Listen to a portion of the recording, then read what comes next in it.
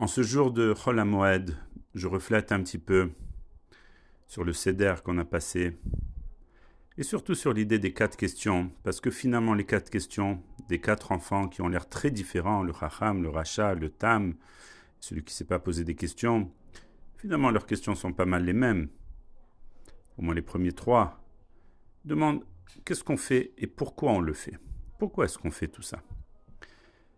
Et ce matin, j'ai reçu un appel et cet après-midi, j'ai reçu un autre appel. Et les 2 appels étaient très différents. Alors j'explique. Le premier appel,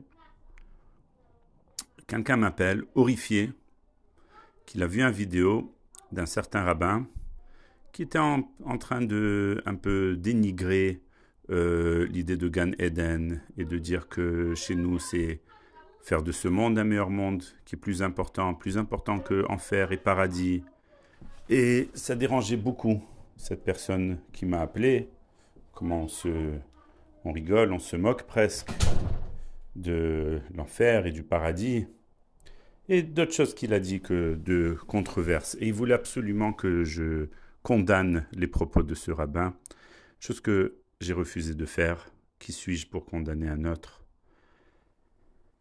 Et cet après-midi, je reçois un autre appel de quelqu'un qui a la coutume dans sa famille de ne pas consommer le riz, et il avait vraiment envie de consommer du riz. Alors j'ai compris que c'est une envie qui passe, et j'ai essayé de lui donner des raisons. Et finalement, il m'a dit, tu sais, est-ce que je vais vraiment aller en enfer si je vais manger du riz?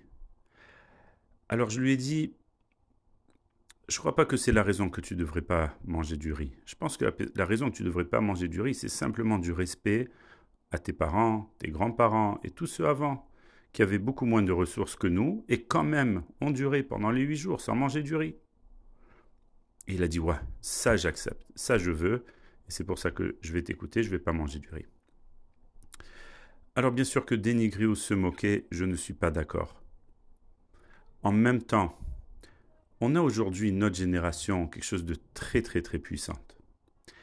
On n'a plus tellement peur si on dit à quelqu'un, si tu fais cette transgression, tu vas aller en enfer, ça ne bouge pas vraiment le monde.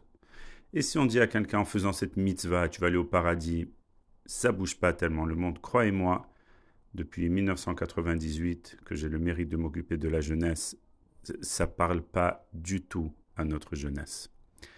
On a un grand mérite aujourd'hui, qu'on peut dire la vérité telle qu'elle est, sans la menace de punition, sans la promesse de récompense, qu'on est Am Israël et on fait ce qu'on fait parce que c'est ce qu'on est. C'est pas que on est un certain peuple et il y a quelque chose d'autre qu'on doit faire. Les choses qu'on doit faire, Torah et Mitzvot, c'est essentiellement ce qu'on est. Je pense que c'est un des grands messages de Pessah, de la Haggadah. Merci beaucoup, Moed Tov. Merci d'avoir écouté.